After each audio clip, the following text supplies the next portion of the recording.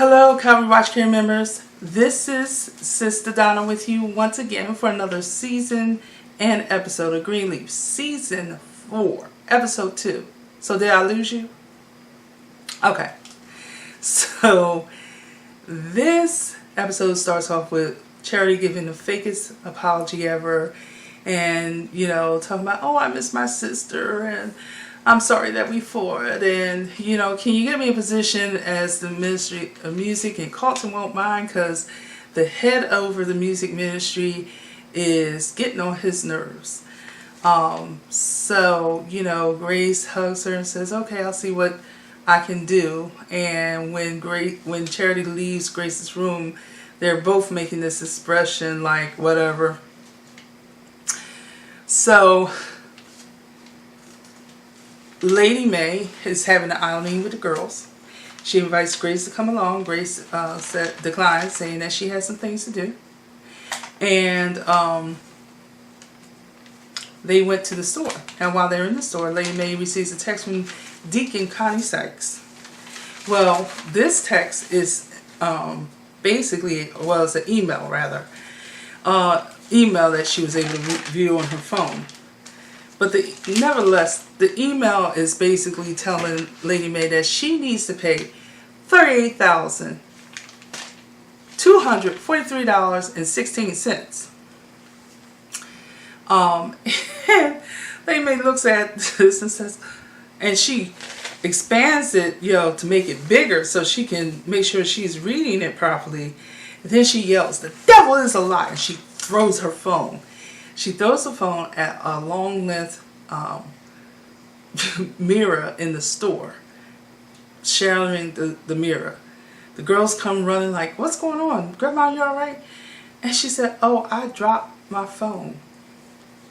So she comes home with the girls, and Bishop has been trying to woo Lady May. So prior to her getting home, Bishop comes to the piano, starts singing Unforgettable to lure Charity out the room, and they have this unforgettable moment. And at the end of the duet, so the Charity says, "Daddy, why you luring me out the room?" And he basically is trying to encourage her, talks about how she's a heart of family and that the Lord's going to see her through this difficult time and transition and give her some clarity as to what her role should be in the kingdom. And she said, "If you think so, Dad." He said, "Oh, I know so." And then he excuses himself because he's on the way to see a travel agent. And she said, "You and Mommy getting back together?" And yeah, because he's trying to make honeymoon plans. So by the time he goes, sets up the trip, comes home, he's waiting. Lady May comes in. He's excited to talk about that trip to France that they had always been talking about. But Lady May's like, "Not now, James." And she just runs up the steps. And so he, of course, follows her to find out what's going on. Did the girls upset you? No. And she explains the whole thing about Deacon Sykes. So she is livid. And she's like, the audacity of that paper cutout of a woman. And she's just going on and on and on. So finally she asks him, "What is that you have in the hand?" And he lies and says, "Oh, this is a bill for the exterminator." And she said, "Oh, please make sure that place is exterminated. I don't want anything, any insect in there kicking, including Connie Sykes." Noah meets Grace at Calvary. So when Grace comes in, Corinne's giving the rundown of what's going on. So Judy Whitmore, which is Bob Whitmore's daughter and head of all the music ministries for the Harmony and Hope Fellowship, wants to talk to Grace, but she had to reschedule her meeting. And Grace says, "What does she want to talk to me about?" And she just wants to get to know you. So another thing was Phil wanted to talk to Grace about Blue Lake. And she delegates that to Jacob because she just don't feel like being bothered with Phil. And then at the end of that, Grace is about to go in her office, and she asks, is he here? And she says, he's in your office. And that's where we see Noah. I really didn't feel like the scene with Noah was extremely vital. Like the end of the last episode where he had called her on the phone about AJ and wanting to get some answers. So basically the episode could have picked up at that level, because he flew 800 miles one way to have a 5-minute conversation with her, to fly 800 miles back. He gave Isabel the excuse that he was visiting family. And she said, he told her, she knew I was here, and why I was here, I'd be getting divorced right now. So he's like, why didn't you tell me? And she explains, look,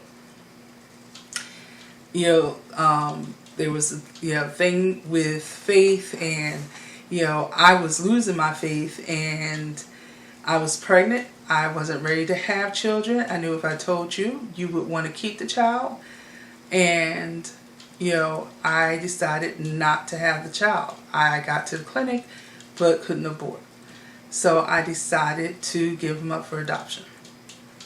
And he's like, but Grace, you should have told me, this is not something. And she said, this is complicated. You're already saying that if your wife knew where you were at and what you were talking about, you'd be getting divorced right now. And especially since she's having a hard time having a baby. So, Isabel's real. When he first contacted me, Sophia was 12. It's complicated. How do you explain that?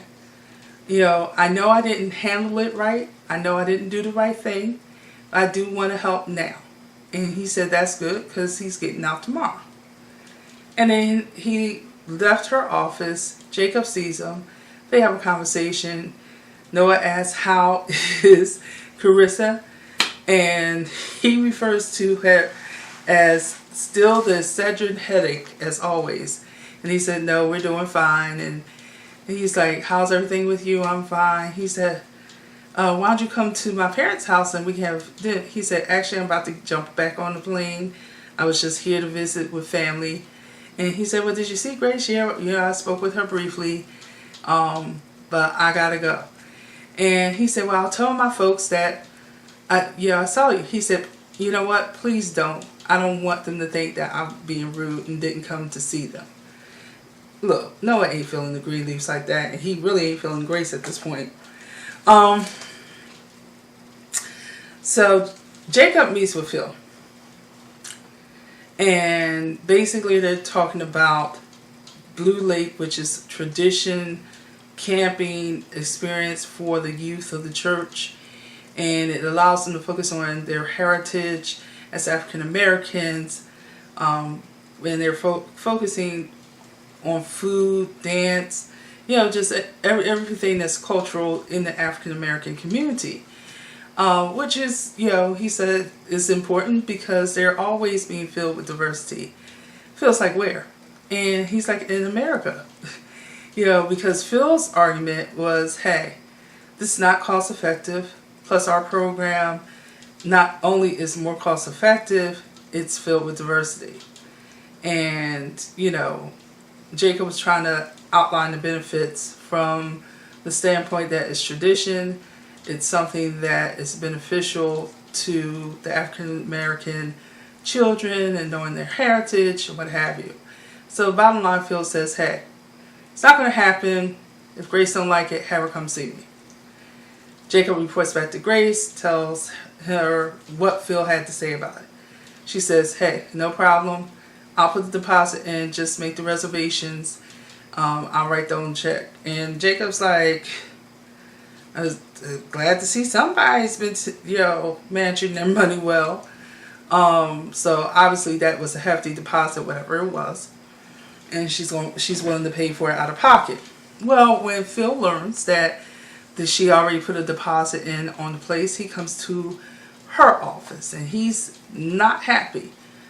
When I call you to come to my office, I expect you to come to my office.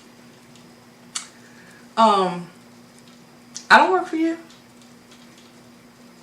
Well, the people in this fellowship, the pastors under this fellowship, often come to me for guidance and counsel. Okay. And when I need those things, I'll come to you. Grace, I see you already put the deposit in for this Blue Lake thing. Okay, do you have the money for that? You know these expenses can go up to $100 grand. Yes. Do you have the money for that? Yes. All right. Well, look, we'll pay for the rest of it, but you're going to have to explain it to Bob. Okay, I'll be more than happy to. And oh, by the way, Charity said something about wanting to be music minister. I told her you probably say no. Oh, sure, that's fine with me. See, I can be reasonable. That's basically how that conversation went. All right, so Charity meets up with Phil. They're having like a little lunch or coffee or whatever, and she's having second thoughts. You know, her going him in the hall and, you know, I don't think I should do this. And he's like, look, you're not appreciated by your family. They underestimate your abilities. And he's persuading her that, you know, she should do it because she is undervalued. And they're still not giving her the credit that she's due. And, you know, he's being flirtatious. And she says, well, I'm a bit shy. He said, well, shy looks good on you. You know, he says anything he wants to say or thinks to say to Charity to feed her what she wants, because she wants attention. She wants to be thought of as someone alluring and someone who is spiritual, and she wants all these things. And I mean, she's looking for this validation that she's not, for some reason, seeing in the mirror when she looks in the mirror, because she's, you know, a good-looking woman, what have you. She wants to prove to her family that, you know, she's got this calling upon her life, which, you know, not to say she doesn't have a calling, but the preaching thing ain't it. Okay? So, of course, by him, you know, giving her, talking about look into my eyes and all that jazz, you know, and she's falling for every bit of it, hook, line, and sinker. So, I told you about Lady Mae and Bishop. Oh, here is something very interesting. So,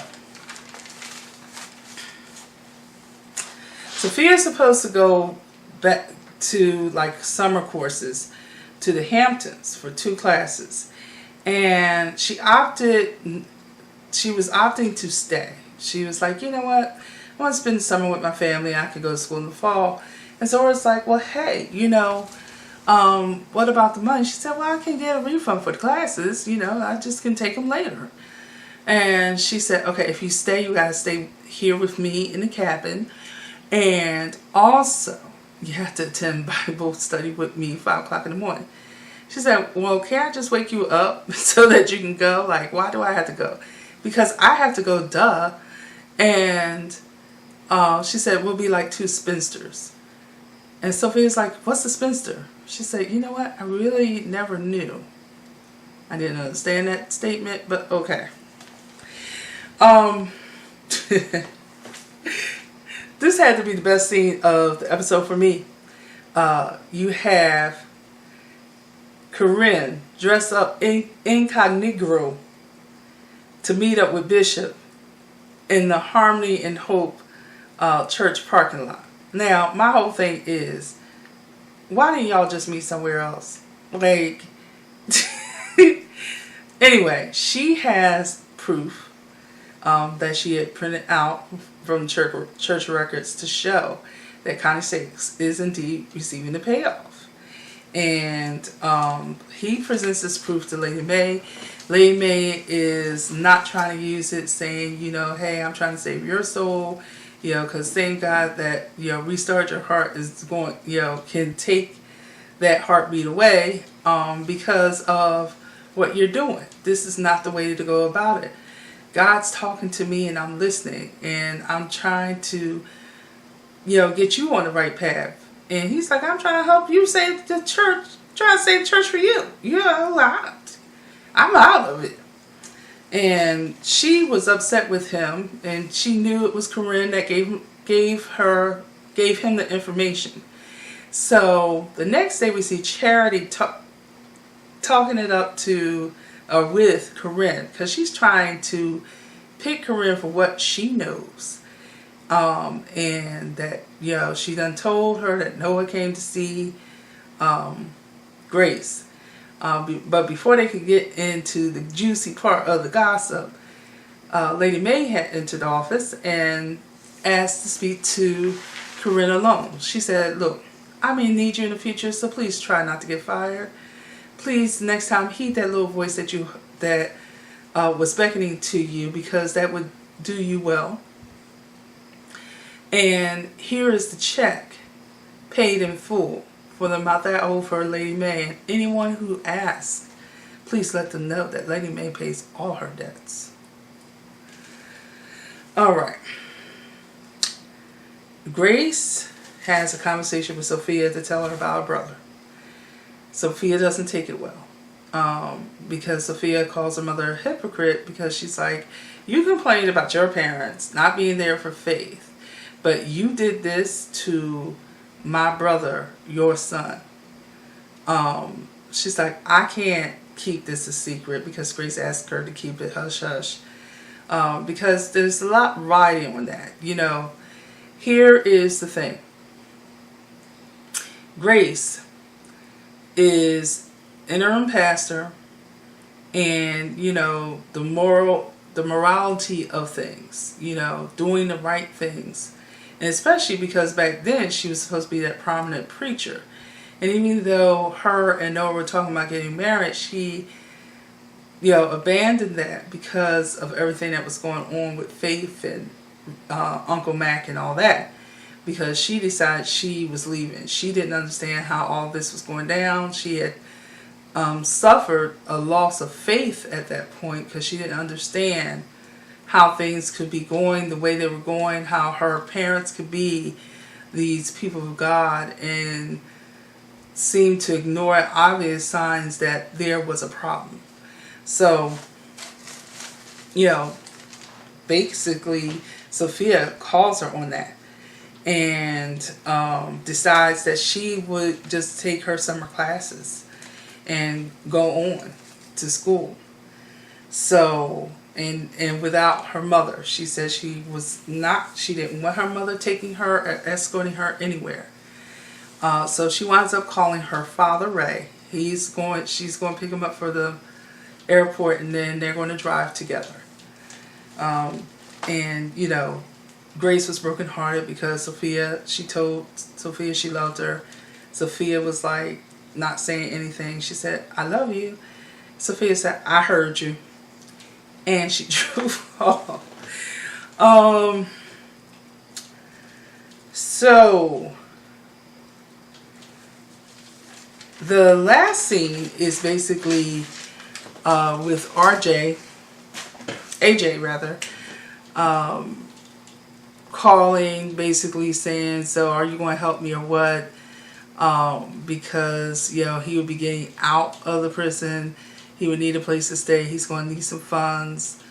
And she said, yeah, I want to help.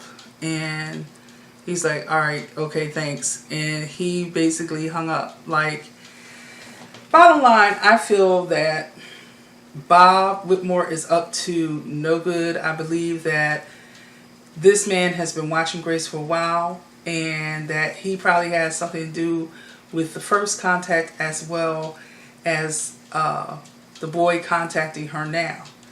It's been 6 years since the last contact that they had with one another. All of a sudden now he wants to talk to Grace, and it's almost like a blackmail thing. For Grace, it's mostly she feels guilty. Let me, step up and help him in some way. But she really doesn't want to tell anyone the truth. She told Sophia, and especially seeing Sophia's response, she definitely doesn't want to tell her parents, because how's that going to look and how's it going to impact the church? But I do consider Sophia's statement, even though I don't think it was right for her to say that to her mother, I believe that she is being a bit hypocritical at this point, especially since she wants Lady May to reveal that Lionel is actually her father, and to acknowledge Aaron as her brother and that type of thing. And Lady May's like, let's get the church back first. It's a timing thing. The same thing is going on with Grace. So I think that's one of the problems that Lady May had with Grace all this time. Besides the fact that she knew that, this child was probably Lionel's. She was so much like Lady May couldn't stand.